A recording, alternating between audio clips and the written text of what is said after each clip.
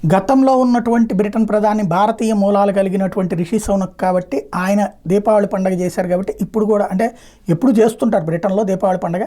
ఆయన సంప్రదాయబద్ధంగా చేశారు కాబట్టి ఈయన అంతకంటే గ్రాండ్గా చేయాలనుకున్నారు ప్రస్తుతం ఉన్నటువంటి ప్రధానమంత్రి స్టార్మర్. కానీ ఆ వేడుకలలో మద్యం మాంసం వినియోగించారు. ఇది పెద్ద ఎత్తున చర్చకు వచ్చేటప్పటికి క్షమాపణలు చెప్పారు. దీపావళి సంబరాల్లో మాంసం మద్యం చోటు చేసుకున్న ఉదంతం మీద బ్రిటన్ ప్రధాన కార్యాలయం శుక్రవారం క్షమాపణలు చెప్పింది. దాన్ని అనుకోకుండా దొర్లిన తప్పిదంగా అభివర్ణించింది.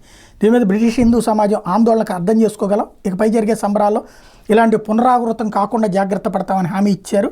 ప్రధాన అధికారిక నివాసం 10 డౌనింగ్ స్ట్రీట్లో అక్టోబర్ 29 దీపావళి వేడుకలు నిర్వహించడం, వాటిలో ప్రధాని కీర్ స్టార్మర్ కూడా పాల్గొనడమే కాకుండా దీపాలు కూడా వెలిగించారు. అయితే ఆ వేడుకల్లో మాంసం మద్యం చోటు చేసుకోవడం మీద హిందూ సమాజం నుండి తీవ్ర నిరసన వ్యక్తమైంది. డౌనింగ్ స్ట్రీట్ దీపావళి సంబరాలు హిందూ సమాజ విశ్వాసాలకు అనుగుణంగా లేవంటూ కన్జర్వేటివ్ పార్టీకి చెందిన బ్రిటిష్ ఇండియన్ ఎంపీ శివాని రాజా స్టార్మర్కి లేఖ కూడా రాసిన నేపథ్యంలో ఇక మీద వాటిని ఎలా జరపాలో వివరించేందుకు తన సన్నద్ధత కూడా వెలిబుచ్చారు.